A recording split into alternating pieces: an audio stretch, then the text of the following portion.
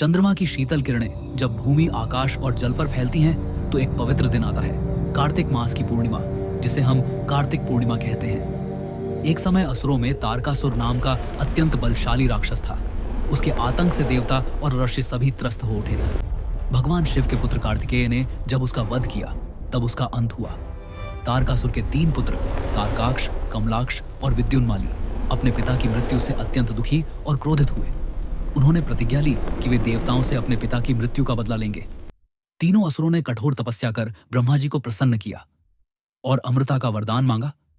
ब्रह्मा जी ने कहा, हे असुरों, मैं अमृता का वरदान मैं नहीं दे सकता। तब उन्होंने चालाकी से कहा, हे प्रभु, हमारे लिए 3 नगर बना दीजिए, एक सोने का, एक चांदी का और एक लोहे का। ये नगर आकाश और पृथ्वी के बीच विचरते रहे। हम तब तक अजेय रहे जब तक कोई देवता एक ही बाण से इन तीनों नगरों को एक साथ नष्ट न कर दे। ब्रह्मा जी ने यह वरदान स्वीकार कर लिया। इन नगरों को बनाने के लिए मय दानव को नियुक्त किया गया। उसके निर्माण के बाद ये तीनों नगर त्रिपुर कहलाए और उनके निवासी त्रिपुरासुर के नाम से प्रसिद्ध हुए। वे दिन आए जब त्रिपुरासुरों ने देवताओं को पराजित कर दिया। स्वर्गलोक हिल गया। असुरों का आतंक बढ़ने लगा। देवता संकट में पड़े और उन्होंने भगवान शिव की शरण ली। भगवान शिव ने देवताओं को आश्वासन दिया और एक अद्भुत दिव्य रथ बनवाया।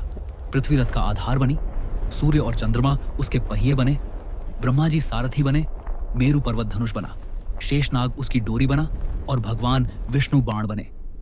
और उस शुभ मुहूर्त में जब तीनों नगर एक रेखा में आ गए, भगवान शिव ने एक ही बाण छोड़ा।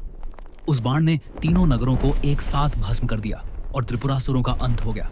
इस विजय के बाद देवों में उल्लास फैल गया और अंधकार से प्रकाश की ओर यात्रा आरंभ हुई। इसलिए इस दिन को त्रिपुरारी पूर्णिमा कहा जाता है, त्रिपुरा का नाश करने वाले भगवान शिव का रूप। और इसलिए इसे देव दिवाली भी कहा जाता है, क्योंकि यह देवताओं के लिए दिवाली है।